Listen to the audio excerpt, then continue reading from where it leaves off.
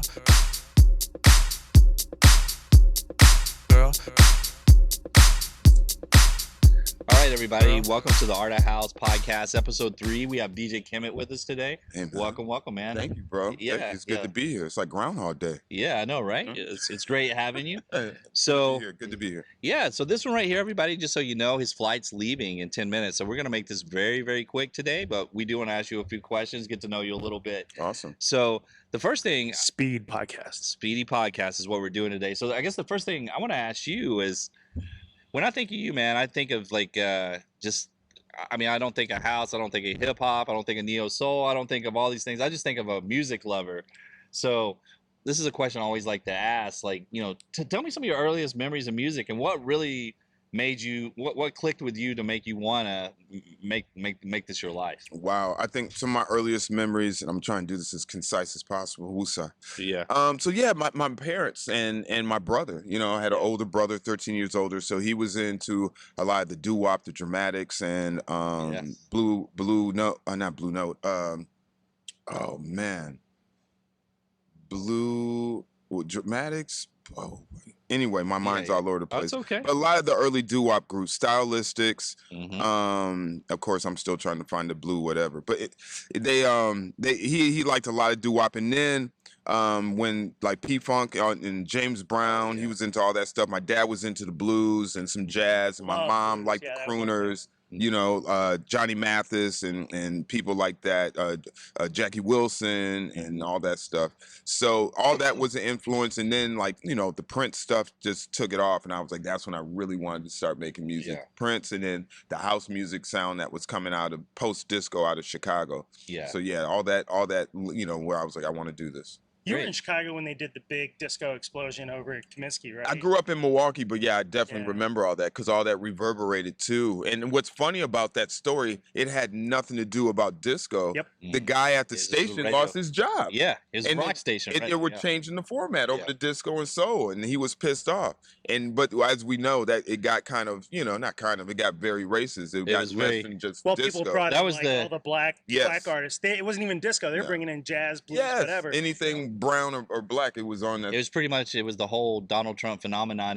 We got to see people for their true colors. Yeah, like, man.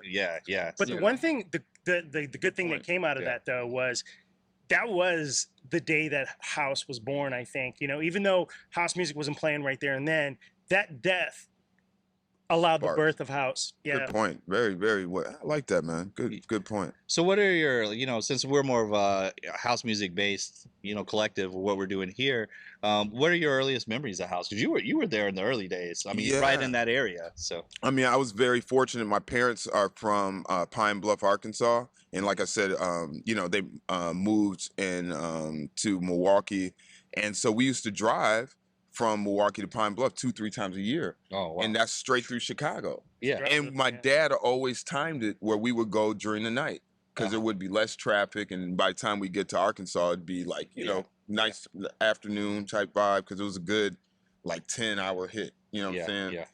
Excuse me. That was like literally they were using, what was the originally that movie was like Green. Oh, the Green Book? The Green Book. Yeah. That's Yeah. a real thing. My parents had that. You had to Yeah. know you couldn't stop That's crazy. anywhere. And we're talking so this is Sunset Towns. man. this You was gotta be careful 70s, with that. yeah. late 70s. Yes, Even yes, at that yes, time, they were yes. still using that. Dude, Yeah. yes. Early because Really? I was doesn't matter, 1969. Yeah, So yeah. we started going probably when I was like 4 or 5. So that's So it's still that 73, era. 74. Yeah, man, it was still tough like that. Yeah. For me, I remember one Christmas, my brother gave me a boombox in the 80s, and we were still doing this early 80s, 82, 83. Yeah. So I would take it with us, and when we would go through Chicago, I would take Click. DMX or KKC, whatever, and the Oh. DJ's Hot Mix Hot Mix 5 would 5. be on. Heck yeah, man. So I would record those mixes and just listen to it over and over. And then there was no Shazam, so you had to figure out how to get these records. Yeah. And they were playing like Italian disco, Yeah. and they were playing like the last little bits of it. So Yep. you had Just to the- really be keyed in. But yeah, that's how the house music. After that, I was in. You know, Yeah. it seems like every major house DJ you meet, producer, and people who are influenced by house music and all that stuff, Dude, that hot mix, man, was always an Bro. influence on that. Yes, man. Those that guys really were made just a big. incredible, bro. That set it off for me. And there's so many other unsung legends out of Chicago at the same time. So many. But yeah, that right there just had me just like I want to do this. So when did you first start DJing? My first paid gig was 1984, but I started buying records and DJing in like it was around January of 81. What were you playing at that point? A lot of Tommy Boy stuff, Planet yeah. Rock, looking for the perfect yeah. beat, Nairobi, Clear, Awesome Foursome, a lot of like Debbie Deb, Yep.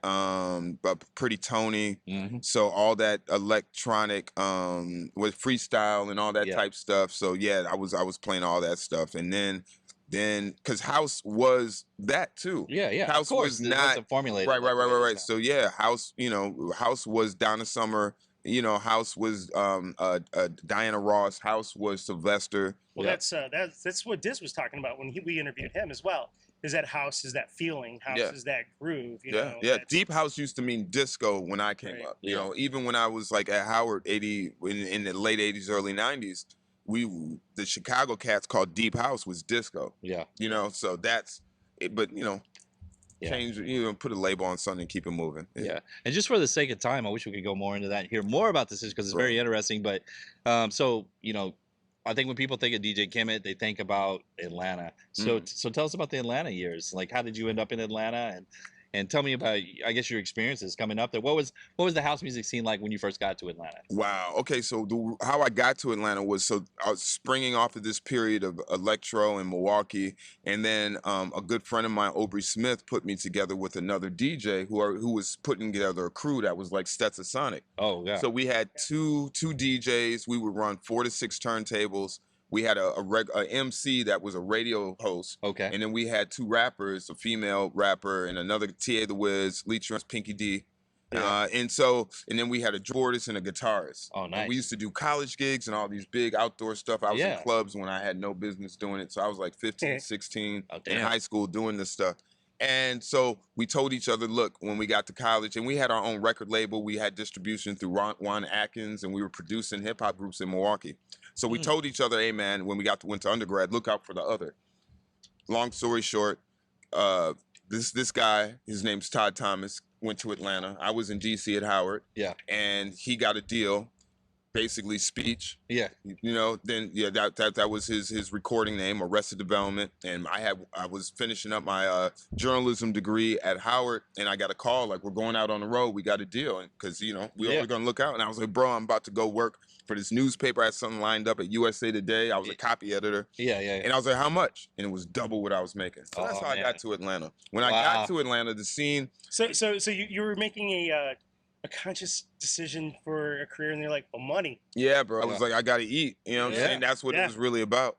So not a lot of musicians get that opportunity. Even that, you've been doing it for a minute, right? But it's still an early career. Right. A lot of people don't get that opportunity. It's a blessing at the end of the day. You know what I'm saying? I had to step back, and I was like, not that I knew where copy editing and USA Today were going to take me, but I had no idea where the music thing. And about a year later, or a year and a half, maybe, a production manager on Lollapalooza tour when it used to go around the United States. Yeah. And I designed the back line and the entire set for that, bro. And I had to go. There was this company in LA that welded it all together, and it had to be shipped to freaking Portland for the sound check. And it was a whole nother story. But to get back to what you asked, when I got to Atlanta, the house scene was on the radio. It was Ron Pullman. Yep. He's Godfather, and he was on V103, I think, at the time. So it was a lot of, he had. So there was exposure. Yeah. So yeah. It was tripped out, and then they would play a lot of quad and bass, what we call it, right? Back then. Right, and the Freaknik era, I guess. Exactly. So all that was like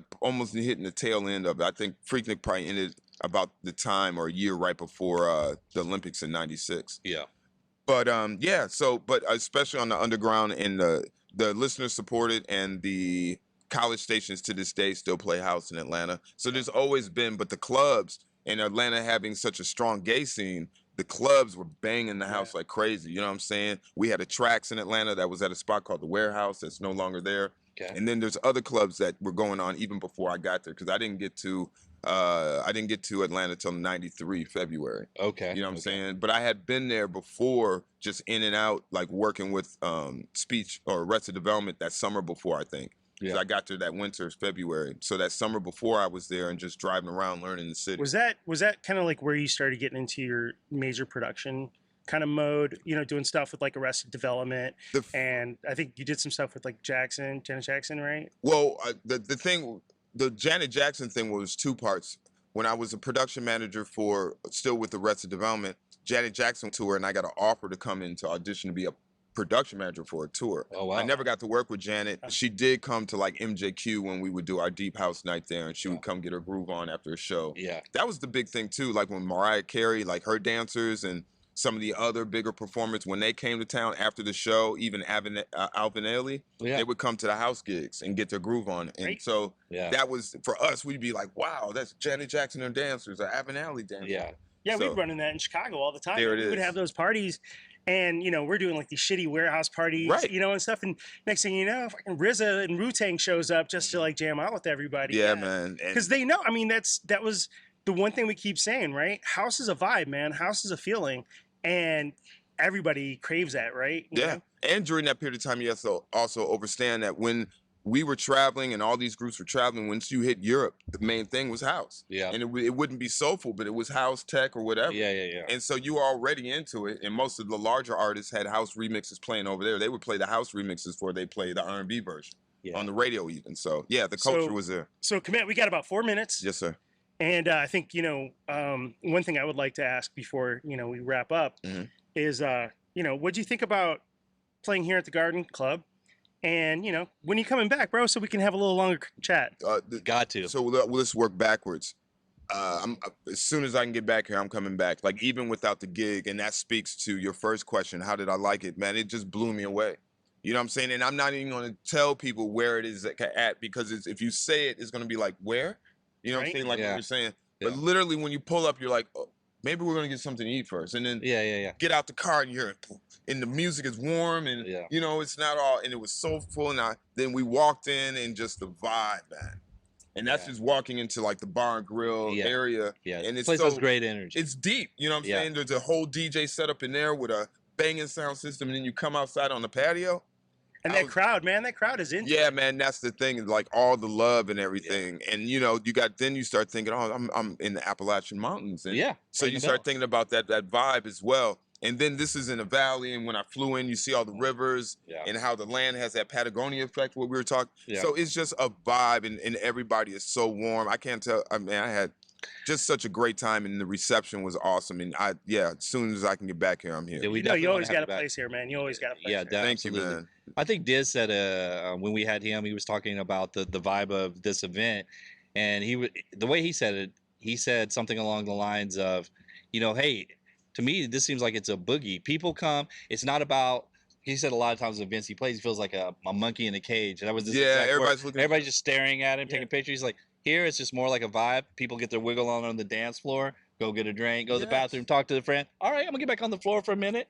You know, so it's more of a just a and just kind of chill party, and that's a good thing. Yeah. It's a beautiful vibe. Like I said, you guys have created a beautiful thing here. Ali, Kevin, I'm proud of you both, and it's just a blessing to be here and be able to share what I do. There's a lot more than us working on it, but yeah, man. I mean, we're trying our best to make, you know, and it's easy because the people here really enjoy it, and the DJs, like you guys coming here, you know, you could be like, no, I only work for, you know, big ass clubs and stuff, and you come down here. It's a blessing that you. And it really this is like grassroots again. Right. You know what I mean? And like people like you, Diz, Mark Farina, coming down here, it's growing this scene here. It's introducing new people to the scene. You know what I mean?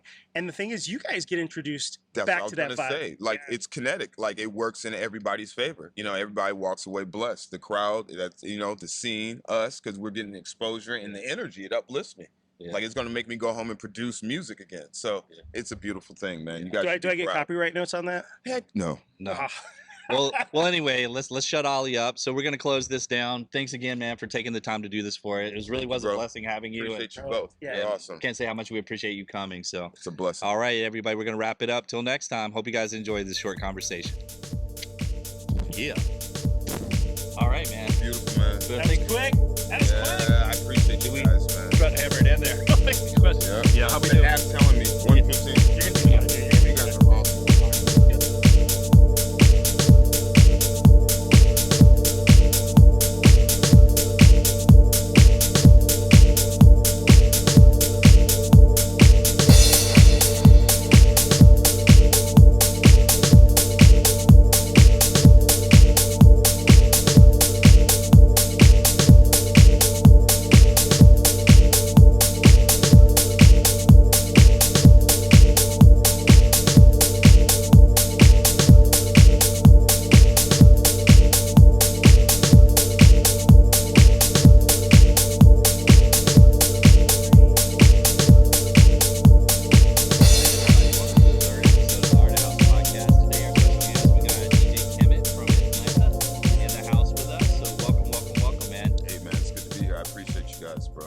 Hold on. We gotta stop. Of course, the fucking train comes by. You guys sample this. Dude, a lot of train stuff on the good stuff. Like, but you were playing and a train went by and it just created, it felt like it created an extra level of energy at one point. Everybody was like, woo! Yeah. There was DJs that used to run that sound effector in Yeah, there. Ron Hardy. Oh, yeah. How's it sound? Ron would. Put on the headphones. Frankie Yeah. Knuckles, I think, used to do it too, right? Yep. Can you hear the train real bad? Not now. How do we sound compared to that? All right. Can you hear the train at all? Of course you can. Can't. Don't fool yourself. All right, so we're gonna have a 10-minute podcast. Of course, the fucking train comes by. It hasn't come by all morning. Yeah. By the way, a bird shit on my gear. That was fun.